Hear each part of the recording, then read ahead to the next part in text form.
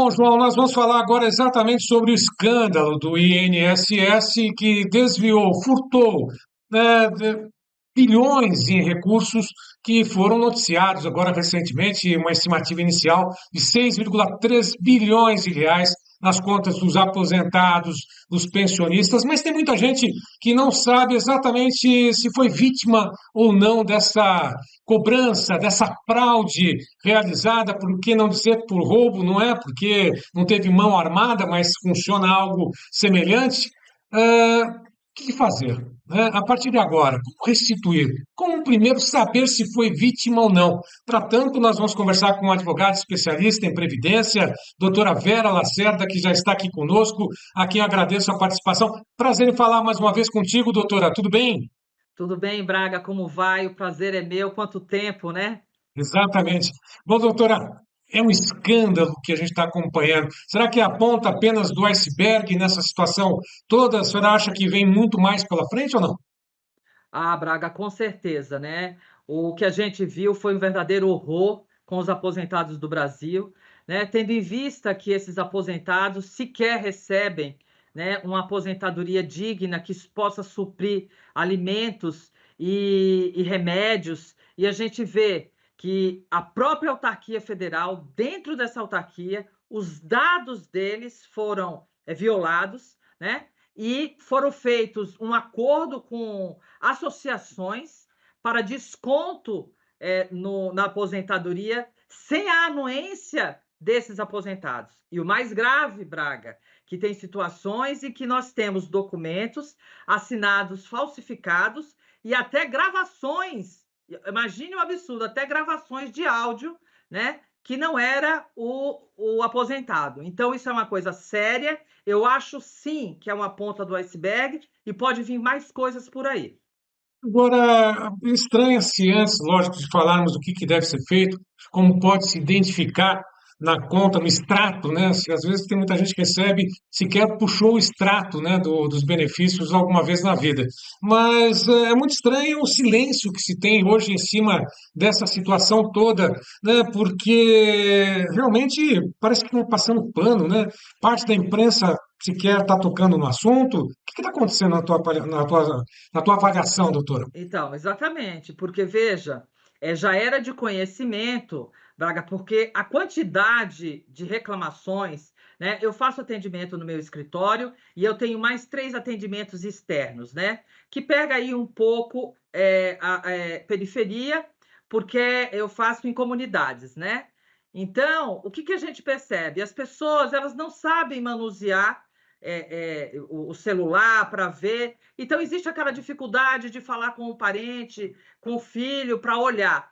E geralmente eles fazem empréstimos. E aí diminui aquela prestação, porque eles descontam, o banco desconta do benefício, e aí entra essa associação no meio, e para eles está tudo certo, eu estou pagando empréstimo, né? Então tem essa situação que nós vemos. Então é óbvio que já era de conhecimento tanto do INSS quanto do Ministério da Previdência Social pela quantidade de denúncias que nós, advogados, estamos fazendo e que a gente pede para o cliente ir até o PROCON. Então, existe uma série de reclamações. Agora, não se teve nenhuma providência. Agora que a Corregedoria entrou, e aí foi deflagrada essa quadrilha, porque eu entendo que é uma quadrilha, porque isso é tudo concatenado, né? Você tem a lista dos aposentados, aí você tem o convênio que é feito com o INSS para que permita que faça esse desconto, né? E a anuência da autarquia. Então, é uma quadrilha que todo mundo participa. E o mais interessante é que tem relatos de que muitas pessoas, no período de aposentadoria, sabem que estão aposentadas por ligações de empresas que oferecem já o empréstimo consignado e assim vai. Ou seja, o cadastro do aposentado, que deveria ser sigiloso, com os dados pessoais, está correndo em tudo quanto é canto, doutora. Exatamente. Então, aí é o total desrespeito da lei de informação, né, que a lei LGBT, que a gente tem, que é para poder resguardar os dados dos aposentados, então ele é sempre o lado mais fraco, né? Então, olha o perigo que isso tem. Para nós da Justiça, Braga, o que está acontecendo? Nós temos também, eu já fiz até vídeo com relação a isso. Eles entram nos nossos processos, eles olham o processo, baixam o processo do sistema, manda para o cliente com outro número de telefone, dizendo que o processo vai sair e pede um dinheiro para depositar na conta como se fosse o escritório. Agora, eu pergunto a você, como é feito isso se para ter acesso ao meu processo, você precisa ter um token, que é a justiça que tem, quer dizer, o advogado, o promotor, o procurador, né, que tem esse token. Então, veja que as fraudes que estão cercando os aposentados, elas saem sempre de dentro para fora. Entendeu? Por que a gente sabe disso? Porque eles têm tudo esmiuçado. Os meus dados, os dados dos peritos que fazem perícia, os dados do advogado. Então, nós estamos com os nossos dados abertos, né? Totalmente expostos para quadrilhas de bandido, que quem está informando é quem está dentro do sistema. Infelizmente, né? E com essas ações que viram agora a partir dessa situação, certamente deve ocorrer o mesmo. Portanto, o pensionista, o aposentado, aquele que nos acompanha, ficar muito atento a toda essa situação. Mas, doutor, antes de falarmos sobre aquilo que vem pela frente, que a gente sabe que surpresas desagradáveis devem acontecer, vamos lá.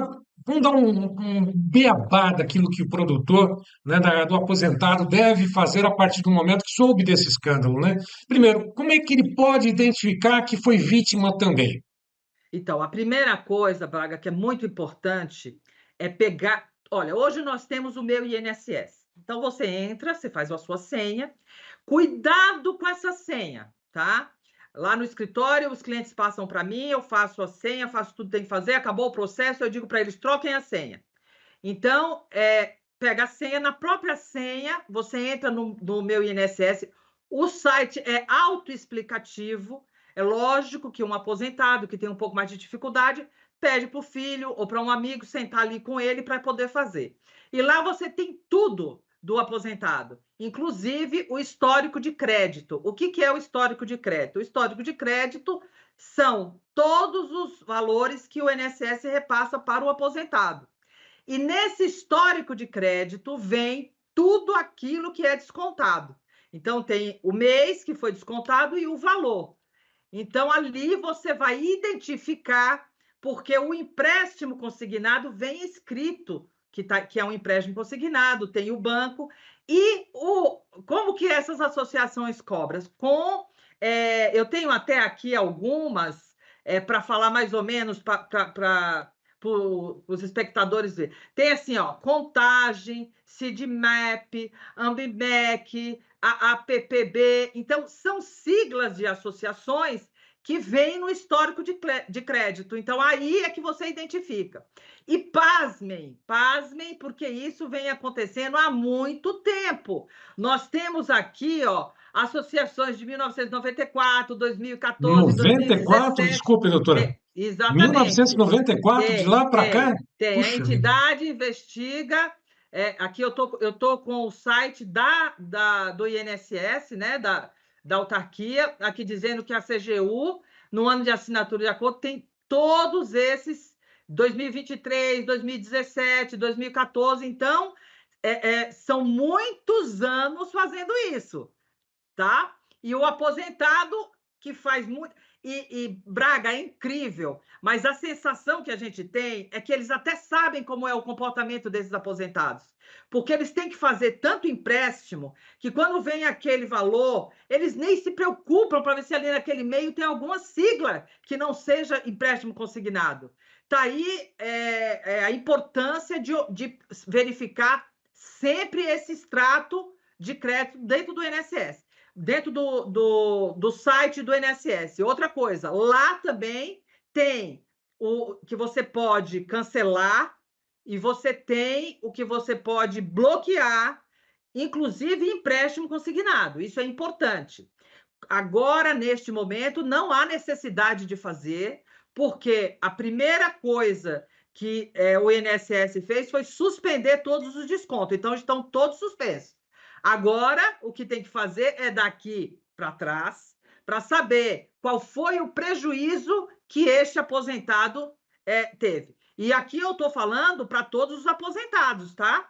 Eu estou falando para todos os aposentados, para todos os pensionistas, os aposentados por invalidez têm que dar uma olhada também, todo mundo tem que dar uma olhada para poder ver se há esse desconto. Em benefícios, né, benefícios temporários, a gente não ouviu nenhuma irregularidade, né? Pelo menos por enquanto, não, porque quem está recebendo um benefício temporário, ele não pode nem fazer empréstimo consignado e, portanto, também não vai descontar nenhum valor dele, né? Mas você imagine esse montante, o prejuízo do aposentado, né? Porque ele tem esse valor que era da aposentadoria dele, então veio diminuído, ele precisou pedir esse dinheiro emprestado, né?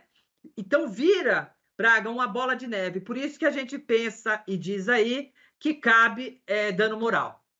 Infelizmente, né, o aposentado com pouco benefício que ele tem, né, o benefício, a aposentadoria é tão pouca, né, que ele acaba se vendo obrigado, até mesmo sugestionado a pedir um consignado, né? Você vai nas lojas, né, você vê exatamente isso, né, nos grandes magazines, essa campanha de não, façam consignado, isso, aquilo, é uma pressão muito grande, né, e acha que é uma facilidade também na hora que vem o extrato, vai vendo que vai precisar cada vez mais recorrer a esse tipo de situação, né? Agiotagem que está, infelizmente, legalizada, por dizer assim. Doutora, agora, como recuperar tudo isso aí? Nós tivemos a informação de que o governo pretende analisar caso a caso.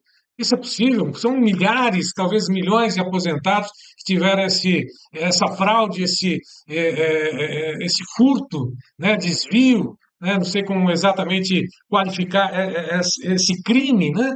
Mas caso a caso, doutora, isso é empurrar com a barriga, não é? Então, exatamente, porque não tem o que se fazer caso a caso. O que tem que fazer o caso a caso, para mim, no meu entendimento, é você pegar o número, por exemplo, de um aposentado que chama João, você puxa o histórico de crédito dele, você vê o valor, porque os valores, eles são diferentes. Eu já peguei carta com 45, com 51, com 32, e aí vira o ano, eles aumentam. Então, o caso a caso é só você puxar, né? Puxa o histórico de cada aposentado e vê o valor. Só que aí isso vai durar quanto tempo? E depois o seguinte: esse valor vem só o valor que foi descontado? Escuta, e ele ficou sem esse valor, dá para comprar remédio. Entendeu? Qualquer valor hoje é um valor que dá para você comprar um remédio, dá para você comprar uma fruta para eles. Então, isso saiu de um patrimônio que eles tinham, que já era incorporado,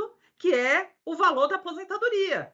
E eles tiveram que se valer de outras situações para poder suprir isso. Então, tem que procurar, sim, né, um advogado de confiança, cada um que veja o seu, e principalmente os aposentados, que todos tiveram um advogado que fizeram, ou se não tiveram hoje, eles têm aí uma gama de advogados que eles podem entrar em contato para poder ter o ressarcimento, que é receber o retroativo, corrigido, mais o dano moral.